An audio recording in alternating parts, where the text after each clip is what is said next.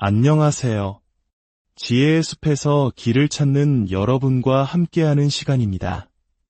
오늘 우리는 성경이라는 오래된 지혜의 책 속에서 시대를 초월하여 수많은 이들의 삶을 근본적으로 변화시킨 한 가지 강력한 원리에 대해 이야기 나누고자 합니다. 그것은 바로 축복에 관한 이야기입니다. 우리가 흔히 생각하는 일회성의 행운이나 기쁨이 아닌 삶 전체를 감싸고 마르지 않는 샘물처럼 솟아나는 그 축복의 비밀에 대한 탐구입니다. 이 이야기가 당신의 마음에 깊은 울림을 준다면 주변의 소중한 이들에게도 이 지혜를 공유해 주십시오. 당신의 나눔을 통해 더 많은 이들이 삶의 풍요로움을 누리게 될 것입니다. 하나님의 은혜가 이 영상을 보는 모든 분들과 함께하기를 기도하며 이제 이야기의 첫 장을 열겠습니다.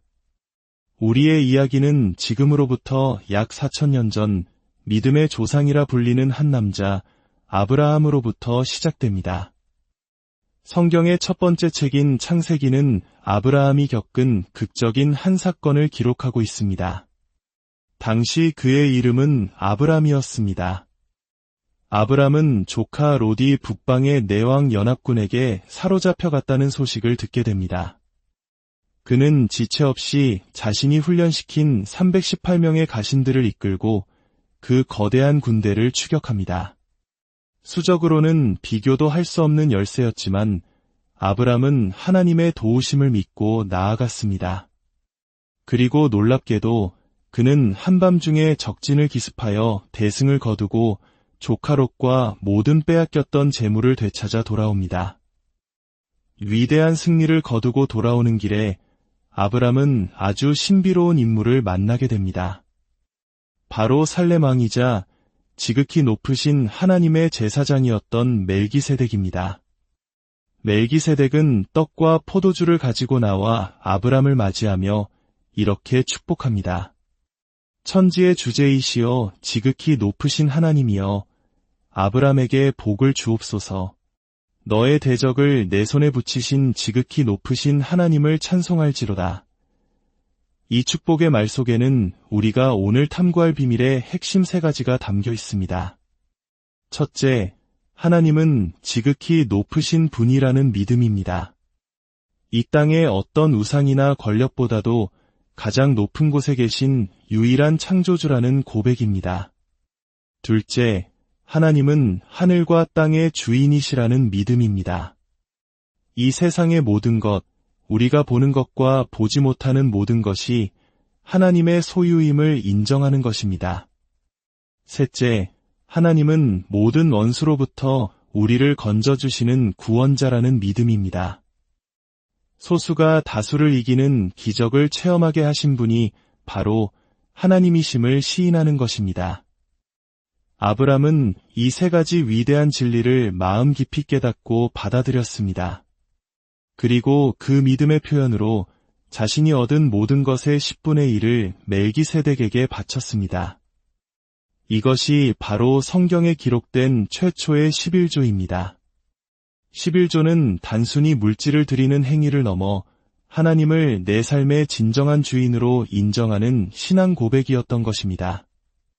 아브람이 믿음으로 11조를 드렸을 때 멜기세덱은 그에게 하나의 축복이 아닌 그 축복을 선포했습니다.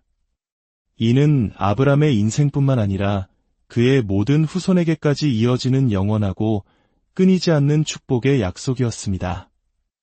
이 사건은 단순한 만남이 아니라 하늘의 축복이 땅으로 흘러들어오는 통로가 어떻게 열리는지를 보여주는 역사적인 순간이었습니다. 시간이 흘러 아브라함의 후손들인 이스라엘 민족은 위대한 원리를 잊어버리고 맙니다. 그들은 하나님을 떠나 우상을 숭배하고 하나님의 법도를 지키지 않았습니다. 그 결과 나라는 바빌로니아 제국에 의해 멸망하고 수많은 백성들이 포로로 끌려가는 비극을 맞게 됩니다. 하나님께서 약속하신 축복의 땅에서 쫓겨나 70년간 노예로 살게 된 것입니다. 하나님께서는 당신의 백성들이 고통받는 것을 외면하지 않으셨습니다. 70년의 세월이 흐른 후 그들을 다시 약속의 땅으로 돌아오게 하셨습니다. 하지만 고향으로 돌아온 그들의 마음은 여전히 하나님에게서 멀리 떠나 있었습니다. 그들은 무너진 하나님의 성전을 재건하기보다 자신의 집을 짓기에 바빴고 삶의 우선순위는 완전히 뒤바뀌어 있었습니다. 이때 하나님께서는 말라기 선지자를 통해 안타까운 마음으로 말씀하십니다. 너희는 내게로 돌아오라. 그리하면 나도 너희에게로 돌아가리라. 백성들은 뻔뻔하게 되묻습니다. 우리가 어떻게 하여야 돌아가리이까? 하나님께서 그들에게 충격적인 질문을 던지십니다. 사람이 어찌 하나님의 것을 도둑질하겠느냐? 그런데 너희는 나의 것을 도둑질하고도 말하기를 우리가 어떻게 주의 것을 도둑질하였나이까? 하는도다. 이는 곧 11조와 봉헌물이라. 하나님께서 말씀하신 도둑질은 우리가 생각하는 것처럼 강도가 총을 겨누고 무언가를 빼앗는 행위가 아니었습니다. 인간이 감히 하나님의 것을 훔칠 수는 없습니다. 하나님께서 말씀하신 진정한 의미는 이것입니다. 너희가 마땅히 드려야 할 11조를 드리지 않음으로써 내가 너희에게 부어주고 싶은 축복을 스스로 막아서고 있구나. 너희는 나에게서 축복받을 기회를 도둑질하고 있다. 저는 제 인생에서 이 말씀의 의미를 뼈아프게 깨달았던 순간이 있습니다. 제게는 아주 총명한 아들이 있었습니다. 8개의 언어를 구사할 만큼 뛰어났지만 안타깝게도 마약에 손을 대고 말았습니다. 어느 날 아들이 저를 찾아와 돈을 요구했습니다. 저는 그 돈이 마약을 사는데 쓰일 것을 알았기에 거절하며 말했습니다. 아들아, 내가 마약에 빠져 있는 한 너는 내 엄마와 아빠에게서 축복할 기회를 빼앗고 있는 것이란다. 저는 아들을 끌어안고 눈물로 기도했지만 아들은 소용없어요 라는 절망적인 말을 남기고 떠났습니다. 그리고 얼마 후 아들은 스스로 목숨을 끊었습니다. 제 아들이 저에게서 도움받을 기회를 앗아갔을 때 제가 느꼈던 그 고통과 상실감, 그것은 아마도 우리가 하나님께 마땅히 드려야 할 것을 드리지 않을 때 우리에게 한없는 복을 주시기 원하시는 하나님 아버지께서 느끼시는 마음의 작은 조각일지도 모릅니다. 하나님께서는 우리를 축복하고 싶어 견딜 수 없어 하시는 분입니다. 하지만 하나님은 경고로만 그치지 않으시고 회복의 길 또한 분명하게 제시하십니다. 너희의 온전한 11조를 창고해드려 나의 집에 양식이 있게 하고 그것으로 나를 시험하여 내가 하늘 문을 열고 너희에게 복을 쌓을 곳이 없도록 붙지 아니하나 보라. 여기서 하늘 문을 열고라는 표현은 성경에서 단 2번 사용된 아주 특별한 표현입니다. 한 번은 노아 시대에 세상을 심판하는 대홍수가 쏟아질 때였고 다른 한 번이 바로 이 구절입니다. 하나님께서는 우리가 온전한 믿음으로 그분께 나아갈 때 심판의 홍수가 아닌 축복의 홍수를 부어주시겠다고 약속하십니다. 감당할 수 없을 만큼 우리의 모든 필요를 채우고도 넘치는 마르지 않는 축복을 약속하신 것입니다. 그렇다면 위대한 약속은 오늘날 우리 그리스도인들에게는 어떻게 적용될까요? 신약 성경 히브리서는 예수 그리스도께서 바로 멜기세덱의 반차를 따르는 영원한 대제사장이라고 증언합니다. 아브라함이 멜기세덱에게 11조를 드렸던 것처럼 오늘날 우리는 우리의 영원한 대제사장이신 예수 그리스도께 믿음으로 11조를 드리는 것입니다. 우리가 헌금함에 돈을 넣을 때 그것은 단순히 재정을 교회에 맡기는 행위가 아닙니다. 그것은 보이지 않는 주님의 손에 우리의 믿음을 올려드리는 거룩한 예배 행위입니다. 그 순간 우리는 아브라함처럼 고백하는 것입니다. 하나님은 지극히 높으신 분이시며 하늘과 땅의 주인이시고 모든 문제와 원수로부터 나를 건져주시는 유일한 구원자이십니다. 사도 바울은 빌립보서 4장에서 이 원리를 더욱 명확하게 설명합니다. 그는 빌립보 교인들의 헌신적인 사랑과 헌금에 감사하며 이렇게 말합니다. 나의 하나님이 그리스도 예수 안에서 영광 가운데 그 풍성한 대로 너희 모든 쓸 것을 채우시리라. 놀라운 것은 이 약속이 단지 주는 것에 대한 말씀이 아니라는 점입니다. 바울은 주고받는 일에 대해 이야기합니다. 헬라어 원어에서 준다는 단어는 받는 것을 이미 포함하고 있습니다. 우리가 하나님께 드릴 때 그것은 하늘은행에 있는 우리 계좌에 입금하는 것과 같습니다. 그리고 우리는 영수증을 받게 됩니다. 이 영수증은 우리가 삶의 위기 속에서 하나님의 도우심을 당당하게 요구할 수 있는 권리의 증표입니다.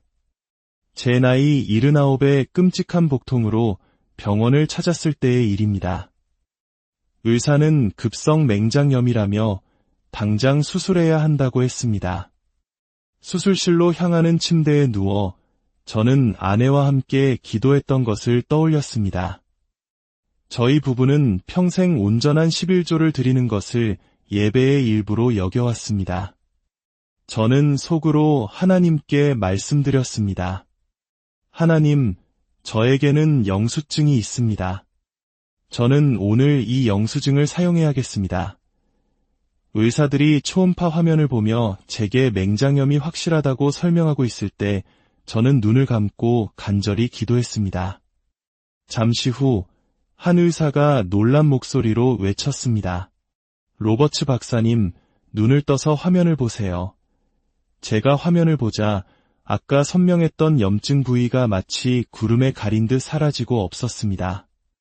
의사는 믿을 수 없다는 표정으로 말했습니다. 당신의 맹장염이 사라졌습니다. 사랑하는 여러분, 이것이 바로 그 축복의 능력입니다. 11조는 하나님을 시험하는 것이 아니라 하나님의 약속을 신뢰하는 믿음의 표현입니다. 우리가 드릴 때 우리는 단지 돈을 드리는 것이 아닙니다. 우리는 씨앗을 심는 것입니다.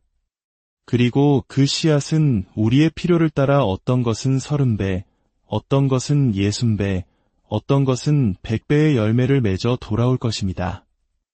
오늘 말씀을 마무리하며 이 자리에 계신 모든 분들의 삶 위에 하나님의 끊임없는 축복이 임하기를 간절히 기도합니다. 여러분이 삶의 어떤 문제 앞에 서 있든지 기억하십시오. 예수 그리스도의 이름은 그 어떤 이름보다 높으십니다. 하나님은 하늘과 땅의 주인이시며 여러분의 모든 필요를 채우실 능력이 있으십니다. 그리고 그분은 여러분을 모든 원수의 손에서 건져주실 것입니다. 이 믿음 안에서 기쁨으로 주님께 나아갈 때 하늘의 창문이 여러분을 향해 활짝 열릴 것입니다. 여러분의 삶에, 가정에, 자녀들에게, 그리고 여러분이 손대는 모든 일 위에 마르지 않는 축복의 강물이 넘쳐 흐르기를 우리 주 예수 그리스도의 이름으로